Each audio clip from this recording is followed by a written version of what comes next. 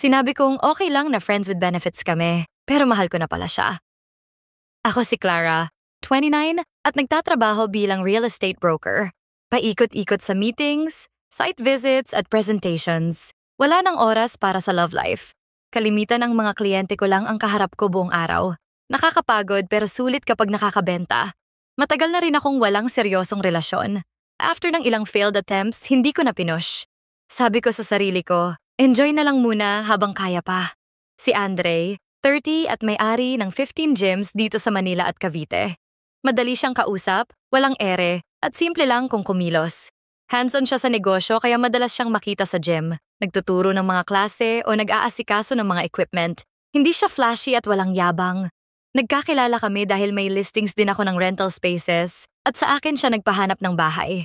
Malapit sa akin ang napili niya, kaya ngayon madalas kaming magkita sa coffee shop malapit sa bahay ko.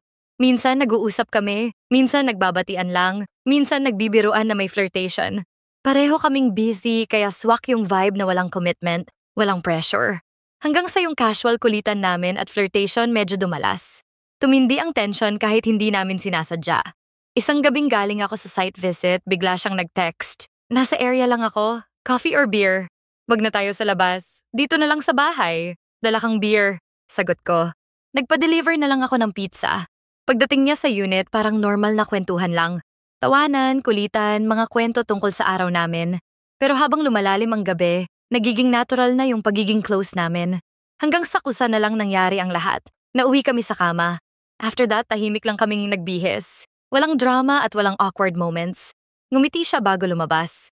Next time ako na magdadala ng pagkain, sabi niya, tapos umalis na. Walang komplikadong usapan. Pareho naming alam ang nangyari. Walang commitment, casual lang. Mag-text kung gusto, magkita kung trip. Simple lang. Dahil malapit lang naman ang gym niya, madali lang sa kanya ang dumaan kahit late na. Nasa area ako, dadaan ako sa'yo. At lagi lang ganoon ang routine namin. Walang expectations at walang gulo. Mula nang magsimula yung arrangement namin ni Andre, naging routine na ang lahat. Madalas siyang dumaan sa apartment ko. Madalas kapag libre siya ng gabi. Parang may sariling schedule na rin kaming dalawa. Hindi naman kami nag-uusap ng madalas sa chat pero lagi niyang alam kung kailan siya welcome. Pag gusto namin, magkikita kami agad. Walang tanong-tanong. Sa umpisa, sobrang light lang lahat. Yung tipong pag-alis niya, hindi ko iniisip kung kailan ulit kami magkikita. Pero habang tumatagal, nag-iiba na rin ng konti yung dating. May isang beses, sinundo niya ako sa office ko kasi late na at sobrang traffic. Hindi naman namin kailangang gawin yon para sa isa't isa, pero ginawa niya. Pagdating namin sa apartment, sinabihan ko siyang pumasok na at mag-relax muna habang nagsha-shower ako. Pagbalik ko sa sala, nakita ko siyang naghahanda na ng pagkain. Nagpa-deliver na pala. Hindi big deal siguro pero sabi nga nila, it's the little things. May mga simpleng bagay na napapansin ko rin. Halimbawa isang gabi, nanonood kami ng movie sa sala. Hindi naman kami sweet pero halfway through the film, parang kusa na lang siyang nag-slide papunta sa tabi ko. Yung braso niya umakbay lang sa balikat ko. Wala siyang sinasabi. Parang natural lang na nandyan siya. At for some reason, hindi ko na gustong bumitaw. Minsan naman sa gitna ng ulan, bigla siyang dumating sa unit ko nang hindi ko naman hinihiling. Nakakainis pa nga nung una kasi basang-basa siya, tapos sabi niya, naisip lang niyang dumaan. Pero habang nagluluto siya ng instant noodles para sa amin, naramdaman ko na parang may kakaiba. Parang iba na yung dating ng ginagawa niya para sa akin. Hindi na lang basta para sa, alam mo na. Pero pinipilit ko pa ring huwag palakihin. Dito na nagsimulang maging komplikado. Naisip ko na parang hindi na lang basta casual ang nangyayari sa amin. Hindi naman kami laging sweet pero sa tuwing magkasama kami, ramdam ko yung pag-aalaga niya.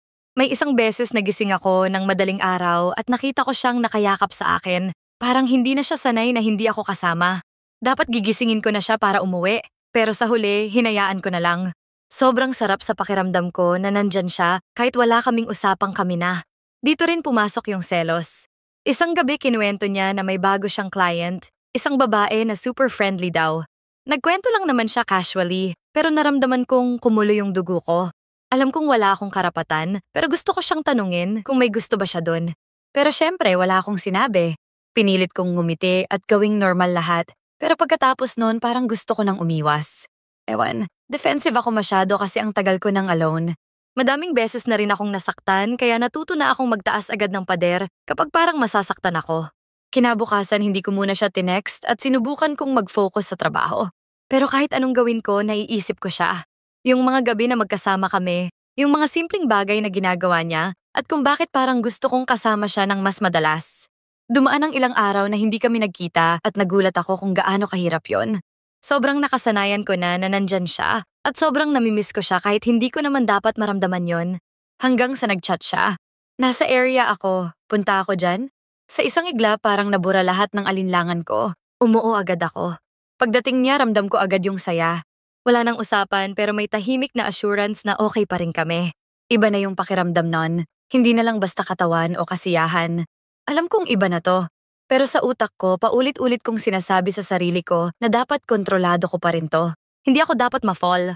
Pero sa bawat gabi na kasama ko siya, mas lalo lang akong nahuhulog. Mula nung narinig ko yung tungkol sa bagong client niya, parang hindi ako matahimik. Kahit pilitin kong isipin na normal lang iyon, trabaho niya naman talaga, 'di ba? Iba na ang pakiramdam ko. May kirot sa loob na hindi ko na matanggal. May isang gabi na habang hinihintay ko na siya mismo ang mag-text o dumaan, wala akong narinig mula sa kanya.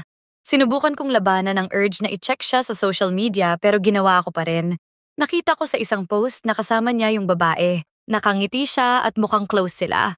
Kahit sabihin kong wala akong karapatan, nagselos ako.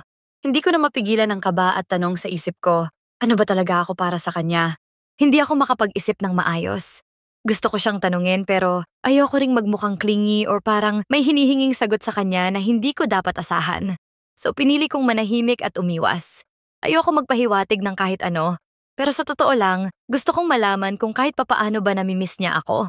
Pero habang lumilipas ang mga araw, wala siyang masyadong paramdam. Hindi ko na kinaya. Inunahan ako ng pride, kaya imbes na magtanong, tuluyan ko siyang hindi pinansin. Deadma na. Tumigil ako sa pagre-reply sa mga chat niya. Hindi ko rin siya tinext kahit miss na miss ko na siya. Para sa akin, mas mabuting tapusin na to habang maaga pa, bago pa ako masaktan ng husto na naman. Ang problema hindi pala ganoon kadali. Nasanay na akong nandyan siya. Nasanay akong kasama siya sa mga gabi ko, sa mga random na oras. Pagkatapos ng ilang araw nag-message siya ng simpleng, "Kumusta ka?" Pero hindi ko sinagot. Ghosting na kung ghosting pero bahala na. Tapos isang gabi nag-chat siya. May nagawa ba akong mali? Dito hindi ko na kayang umiwas. Hindi ko na kayang lokohin ang sarili ko. Mahal ko na siya at yun ang problema. Wala akong kasiguraduhan kung nararamdaman din ba niya yon o kung ako lang ang nakulong sa sitwasyon na to. Pagkatapos ng ilang araw na pananahimik, dumating siya sa apartment ko, walang pasabi. Kumatok siya at hindi ko rin alam kung anong gagawin ko kaya binuksan ko na lang ang pinto. Tahimik siyang pumasok at umupo sa sofa. Naramdaman kong may bigat sa pagitan namin. Hindi tutulad ng dati na light lang at walang komplikasyon. Tahimik lang siya, tapos tumingin sa akin. Hindi ko alam kung ano ang sasabihin o kung paano sisimulan. Nagtagpo ang mga mata namin at doon ko naisip na hindi na to pwedeng magpatuloy ng ganito. Hindi ko na kayang mag-pretend. Hinintay ko siyang magsalita pero sa loob-loob ko, gusto ko na siyang yakapin at umamin. Gusto kong sabihin kung gaano ko siya na-miss. Pagkatapos ng ilang minuto siya na ang unang nagsalita. Ano bang nangyayari sa atin? Tanong niya. Gusto ko nang umamin pero paano kung ako lang ang may feelings? Awkward lang. Maaawa siya sa akin at lalayo siya. Ano ang isasagot ko? Pero bago pa ako makapagsalita, sinabi niya, miss na kita. Ayoko na ng ganito. Napatingin ako sa kanya. Gusto kong maiyak at gusto kong matuwa. Pero higit sa lahat, gusto kong yakapin siya. Gusto kong malaman kung totoo ba ang lahat ng to. Inaabot niya ang kamay ko, parang hinihintay kong tatanggapin ko. Sa puntong yon, lahat ng takot ko biglang nawala. Kasi ramdam ko, eto na yon. Wala nang mga rules. Wala nang mga casual lang. Pagkahawak ko sa kamay ni Andre, parang nawala lahat ng alinlangan ko. Hindi ko na siya kayang bitawan. Ramdam ko sa paghawak niya na ayaw na rin niyang bitiwan ako. Eto na yon. Wala nang atrasan. Hinila niya ako palapit at niyakap ng mahigpit. Yung yakap na parang ilang linggo na kaming parehong naghihintay. Sa puntong yon, nalaman ko na hindi lang ako ang nahulog. Pareho kami. Sabi niya, wag daw akong lalayo. Mag-usap kami. Na sorry kung hindi niya ako nabigyan ng assurance sa relasyon namin. Na magbabago na raw ang lahat ng yon. Na masaya daw siya sa akin at ayaw niya akong mawala sa buhay niya. Sobrang gaan sa pakiramdam na marinig yon mula sa kanya. Lahat ng takot at pagdududa ko biglang nawala. Simula nun, wala na kaming binalikan na rules. May times na tinatawanan namin kung paano kami nagsimula na para bang laro lang. Madalas na kaming magkasama. May mga road trips, dinner dates at lazy Sundays na kasama lang namin ang isa't isa sa bahay. Yung mga simpleng bagay tulad ng pagluluto ng almusal o panonood ng TV habang nakasiksik kami sa sofa. Yun na pala ang hinahanap ko buong buhay ko. Isang gabi habang nasa sala kami, nakasandal lang ako sa balikat niya.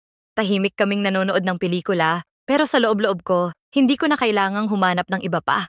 Ito pala ang hinihintay ko. Ang isang relasyong hindi pinilit, kusang dumating at kusang nagbukas. Sa huli, kusa naming natagpuan ang isa't isa.